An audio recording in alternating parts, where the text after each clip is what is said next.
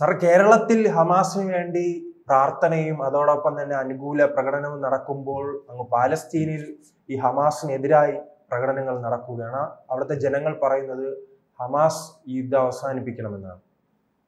ഹമാസിന് ഈ ദുഷ്ചെയ്തികൾ കാരണം പലസ്തീൻ ജനത ഇപ്പോൾ വല്ലാതെ ബുദ്ധിമുട്ടുകയാണ്.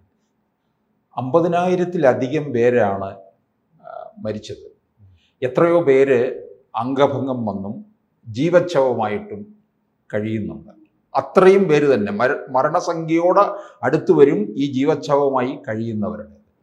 ബാക്കിയുള്ളവർ ഏതാണ്ട് ഒരു 20 ലക്ഷം പേരുണ്ട് പലസ്തീൻകാർ. അവരവിടെ ഒഴിയണമെന്നുമാണ് ഗാസ ട്രംപ് ആവശ്യപ്പെട്ടിരിക്കുന്നത്. അവരെ മറ്റൊരിടത്തേക്ക് പാർപ്പിക്കാനുള്ള ശ്രമമൊക്കെ വിഫലമായി ട്രംപിൻ്റെ. ഇനിയിപ്പോൾ ആഫ്രിക്കയിലേക്ക് കൊണ്ടുപോവുക. ഒന്ന് ആലോചിക്കണം, 10,000 പേരല്ല, 20 ലക്ഷം പേരാണ്. 20 ലക്ഷം പേരെ കൊണ്ടുപോയി വേറെ ഒരു രാജ്യത്ത് പാർപ്പിക്കുക എന്ന് പറഞ്ഞാൽ നടക്കുന്ന കാര്യമാണ്. എന്നിട്ട് ഗാസ പൂർവ്വസ്ഥിതിയിൽ നിന്നല്ല, അതിനപ്പുറം ഇത് വലിയൊരു വിനോദസഞ്ചാര കേന്ദ്രം പോലെ ആക്കി തീർക്കും. എന്നിട്ട് ഇവരെ തിരികെ കൊണ്ടുവരും. അപ്പോൾ ഇത്തരത്തിലുള്ള ഭീകര സംഘടനകൾ കൊണ്ട് സാധാരണ ജനങ്ങളുടെ പലസ്തീനിലെ ജനങ്ങൾ തന്നെ ഇപ്പോൾ തിരിച്ചറിഞ്ഞിട്ടുണ്ടല്ലേ, അവർ ഈ ഹമാസ് തങ്ങളെ ദ്രോഹിക്കുകയാണ്. ഈ ഹമാസ് ചെയ്യുന്ന ക്രൂരതകൾക്ക് ഇരയാകുന്നത് അവിടുത്തെ സാധാരണക്കാരെ സ്ത്രീകളും നാട്ടുകാരും കുട്ടികളുമാണെന്ന് അവിടുത്തെ പാലസ്തീനിലെ ജനങ്ങൾ തിരിച്ചറിഞ്ഞു. ഹമാസ്, മറ്റേ ഹൂത്തികള്, ഹിസ്ബുള്ള ഇതൊക്കെ എന്താണ്? ഇതൊക്കെ ഭീകരവാദികളാണ്. ഇവരെയൊക്കെ ഇല്ലാതാക്കുക എന്നുള്ളതാണ്.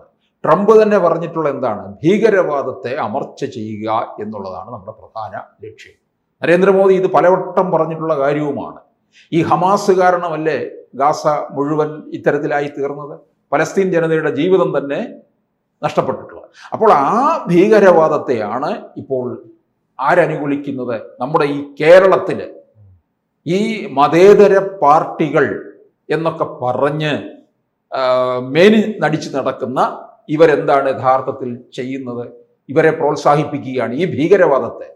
അപ്പോൾ ഈ പാകിസ്ഥാനിൽ എന്താണ് നടക്കുന്നത്? പാകിസ്ഥാന്റെ ഒറ്റ തൊഴിലെന്ന് പറയുന്നത് ഇത് മാത്രമല്ലേ ഉള്ളൂ, ഭീകരവാദം, തീവ്രവാദം. അതിനുവേണ്ടി മാത്രം രാജ്യത്തിന്റെ മതത്തെ കൂട്ടുപിടിച്ച് നിരന്തര ആക്രമണങ്ങൾ ഉണ്ടാക്കി ഇരവാദം ഉന്നയിക്കുക. കുറെ ജനങ്ങൾ ഇതുകൊണ്ട് കഷ്ടപ്പെടുന്ന സാധാരണക്കാരായ ജനങ്ങളാണല്ലോ. അവിടുത്തെ ഈ സാർ തുടക്കം സൂചിപ്പിച്ചതുപോലെ തന്നെ ഒക്ടോബർ 7 ആ ആക്രമണം കൊണ്ട് നഷ്ടപ്പെട്ടിരിക്കുന്നത് അവിടുത്തെ സാധാരണക്കാരായ മനുഷ്യരുടെ ജീവനാണ്. 50,000-ലധികം പേർ മരണപ്പെട്ടു. ഇപ്പോഴും ആക്രമണം തുടരുകയാണ്. ഒരു സമാധാന അന്തരീക്ഷം നിലനിന്നിരുന്ന ഒരു അവസ്ഥയിൽ നിന്നാണ് ആ ഒക്ടോബർ ആ ദിവസം അങ്ങോട്ട് പോയി ആക്രമിക്കുകയും പിന്നീട് വലിയ തിരിച്ചടി ഉണ്ടാക്കുകയും ചെയ്തു. അപ്പോൾ ഈ ഭീകരവാദികൾക്കൊക്കെ സംഭവിക്കുന്ന ഇത് തന്നെയാണ്. വാളെടുത്തവൻ വാളാൽ തന്നെ. ഇപ്പൊ ഞാൻ ചോദിച്ചോട്ടെ, ഓരോ ഇസ്രയേല് ഈ ഹമാസിന്റെയൊക്കെ തലവന്മാരെ വധിച്ചു. ഉടനെ തന്നെ എന്ത് ചെയ്യുന്നുണ്ട്? അടുത്ത തലവനെ കൊണ്ടുവരും. അല്ല, മുൻകാലങ്ങളിൽ നിന്ന് വ്യത്യസ്തമായ മുൻകാലങ്ങളിലാണെങ്കിൽ ഈ തലവന്മാർ ആക്രമണം ചെയ്ത ശേഷം ഏതെങ്കിലും തുരങ്കത്തിൽ ഒളിച്ചിരിക്കും. ഈ സാധാരണക്കാരാണ് കൂടുതലും കൊല്ലപ്പെടുന്നത്. പക്ഷെ ഇസ്രായേൽ ഇത്തവണ എല്ലാ പ്രധാന നേതാക്കളെയും തീർക്കുന്നുണ്ടല്ലോ. ഉണ്ട്. ഈ തീർക്കുന്നുണ്ട് എന്നുള്ളതല്ല, ഇവരെ ഉടനെ അടുത്ത നിരയെ ഇങ്ങോട്ടേക്ക് കൊണ്ടുവരികയാണ്. ഇവരൊക്കെ പോയി പാർപ്പുറപ്പിച്ചതൊക്കെ എവിടെയായിരുന്നു? ആശുപത്രി കെട്ടിടത്തിനകത്ത്, പിന്നെ അഭയാർത്ഥി ക്യാമ്പുകളിൽ. അപ്പോൾ ഇസ്രയേൽ അല്ല ഏത് രാജ്യമായാലും അറ്റാക്ക് ചെയ്യുമ്പോൾ ഈ അവിടെ ഉള്ള സാധാരണ ജനങ്ങൾ തന്നെ മരിക്കുകയാണ് ചെയ്യുന്നത്. അവർക്ക് അവരുടെ ജീവിതത്തിലെല്ലാം നഷ്ടപ്പെട്ടു. ഗാസ നമ്മൾ പറഞ്ഞിട്ടുള്ളതാണ്, UN പഠന റിപ്പോർട്ട് വന്നിട്ടുള്ളതാണ്. ഗാസ ഇനിയും പഴയ സ്ഥിതി കൊണ്ടുവരണമെങ്കിൽ 350 വർഷമെങ്കിലും എടുക്കും.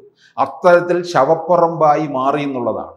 അതിനെ ആരാക്കി? അങ്ങനെ ഈ ഹമാസ് ആണ് അങ്ങനെ ആക്കി തീർത്തത്.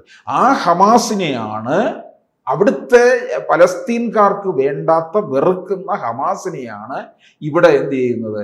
നെഞ്ചേറ്റിൽ ആളിച്ചുകൊണ്ട് നടക്കുന്നത്. ഒന്ന് ആലോചിച്ച് നോക്ക്. കോഴിക്കോട്ടും ഫോർട്ട് കൊച്ചിയിലും കടൽ തീരത്ത് ഹമാസിന് വേണ്ടി പോസ്റ്റർ ഉയർത്തുന്നു, അവർക്ക് വേണ്ടി പ്രത്യേക സ്ട്രീറ്റ് പ്രാർത്ഥന നടത്തുന്നു. ഒരിടത്ത് ക്ഷേത്രത്തിലെ എഴുന്നള്ളിപ്പിന് ഈ ഹമാസ് ഭീകരന്മാരുടെ ഫോട്ടോ ഫ്ലെക്സ് വെച്ചിട്ടുള്ളതാണ് ആനയുടെ നെറ്റിപ്പട്ടത്തിന് പകരമായിട്ട് വെച്ചിരുന്നത്. ഒന്ന് ആലോചിച്ച് നോക്ക്. ഇത്തരത്തിലുള്ള തീവ്രവാദത്തിന് ഇവിടെയും വളം വയ്ക്കുന്നതാണ് കാണുന്നത്. ഈ മതേതര പാർട്ടികളെന്നൊക്കെ പറയുന്നവര് ചെയ്യുന്നത് ഈ ഹമാസിനെയും ഇതിനുവേണ്ടി നമുക്കറിയാം ഈ ഇസ്രായേൽ പലസ്തീൻ യുദ്ധം തുടങ്ങിയ അവസരത്തിൽ എന്തായിരുന്നു ഇവിടെ ഉണ്ടായിരുന്നത്? ഹമാസിന് വേണ്ടി ജയ് വിളിച്ചും ഒക്കെ നടന്ന പത്രങ്ങളിലും മറ്റു വാർത്താ മാധ്യമങ്ങളിലും ഒക്കെ നമ്മൾ കണ്ടതാണ്. അതിൽ ഏറ്റവും രസകരമായ കാര്യം ഒക്ടോബർ 7-നുണ്ടായ ആക്രമണവുമായി ബന്ധപ്പെട്ടാണ്. വലിയ രീതിയിൽ ഇസ്രായേലിനെ തകർത്തിരിക്കുന്നു, ഇസ്രായേലിന് ഇനി ഒരു തിരിച്ചുവരവ് ഉണ്ടാകില്ല, ഇസ്രായേലിലെ ആയിരക്കണക്കിന് പേർ കൊല്ലപ്പെട്ടു, ഇത്രയും നാൾ പാലസ്തീനെ ആക്രമിച്ച ഇസ്രായേലിനുള്ള വലിയ തിരിച്ചടി എന്ന രീതിയിലായിരുന്നു അന്ന് കേരളത്തിലെ മാധ്യമങ്ങൾ ഉൾപ്പെടെ പറഞ്ഞത്. പിന്നീട് നാം കണ്ടത് ഇസ്രായേലിന്റെ ഒരു വിളയാട്ടമായിരുന്നല്ലോ. ഇവർ വിചാരിച്ചത് ജൂതന്മാരെ മുഴുവൻ അങ്ങ് തീർത്തേക്കാമെന്ന്. ജൂതന്മാരുടെ അടുക്കൽ ഈ കളി വല്ലതും നടക്കുമോ? ഇറാൻ രംഗത്തിറങ്ങിയില്ലേ? ഇറാനല്ലേ ഈ ഇവരെയൊക്കെ വിട്ടത്, ഹിസ്ബുള്ളയെയും. ഇസ്രായേലിന് അവസാനം വന്നപ്പോൾ എത്ര പേരുമായിട്ട് യുദ്ധം ചെയ്യേണ്ടി വന്നു? ഹമാസുമായിട്ട്, ഹിസ്ബുള്ള, ഹൂത്തികള്, ഇറാനോട്. ഇറാനും ഇങ്ങനെ ഇടയ്ക്കിടയ്ക്ക് മിസൈൽ അയച്ചുകൊണ്ടിരുന്നില്ലേ? ഇറാനിലെ മതമേലധ്യക്ഷൻ എല്ലാ ഇസ്ലാമിക രാഷ്ട്രങ്ങളോടും പറഞ്ഞില്ലേ, നമുക്ക് ഒന്നിക്കാം, ഈ ജൂതന്മാരെ ഈ ഭൂമിയിൽ നിന്ന് തുടച്ചു നീക്കാമെന്ന്. ഏതെങ്കിലും ഇസ്ലാമിക രാഷ്ട്രങ്ങൾ പിന്താങ്ങിയോ? ഇപ്പോൾ ട്രംപ് ഇസ്രായേലിന്റെ ഭാഗത്ത് നിന്നുകൊണ്ട് ഹമാസിനോടും ഇവരെ പലസ്തീൻകാരോടും മുഴുവൻ ഒഴിഞ്ഞു പോകാൻ പറഞ്ഞിരിക്കുകയല്ലേ. അതുപോലെ തന്നെ അവിടെ സൗദി വരെ പിന്തുണ കൊടുത്തിരിക്കുകയാണ് ട്രംപിന്. അപ്പൊ അതിൽ നമ്മൾ മനസ്സിലാക്കണം, ട്രംപ് എടുക്കുന്നത് ഒരു ഇസ്ലാമിക വിരുദ്ധ യുദ്ധമല്ല എന്നുള്ളത്. ഇവിടെയാണ് ഈ മൂത്ത പ്രേമം കാണിക്കുന്നത് ഈ ഹമാസിനോട്. അതിൽ നമ്മൾ മനസ്സിലാക്കേണ്ടത് ആരായിരിക്കും ഇതിന്? ഇവിടുത്തെ ജമാഅത്തെ ഇസ്ലാമി, പോപ്പുലർ ഫ്രണ്ടിന്റെ വകഭേദമായ SDPI, വെൽഫെയർ പാർട്ടി, പിന്നെ മുസ്ലിം ലീഗിനും ഇതിനകത്ത് താല്പര്യമുണ്ട്. മുസ്ലിം ലീഗിന്റെ തണലിലാണ് ഈ പറഞ്ഞ ജമാഅത്തെ ഇസ്ലാമിയും വെൽഫെയർ പാർട്ടിയും SDPIയും ഒക്കെ നിൽക്കുന്നത്. കാരണം ഇതിവിടെ ഒരു വോട്ട് ബാങ്ക് ആക്കി മാറ്റുകയാണ്. ഇതൊക്കെ ഇപ്പൊ തന്നെ ഈ കൊച്ചിയിലും കോഴിക്കോട്ടും ഒക്കെ കടപ്പുറത്ത് ഇതിനു വേണ്ടി, ഹമാസിന് വേണ്ടി വലിയ മുറവിളി നടത്തുന്നത് എന്തിനു വേണ്ടി തന്നെയാണ്? ഇതൊക്കെ വരാൻ പോകുന്ന തെരഞ്ഞെടുപ്പില് ഇനി അവിടെ എന്തായാലും പാലസ്തീൻ ജനത ഹമാസിനെ പിന്തുണയ്ക്കാത്ത അവസരത്തിൽ കേരളത്തിൽ നിന്ന് യുദ്ധത്തിന് പോകേണ്ടി വരുമെന്നുള്ളതാണ്.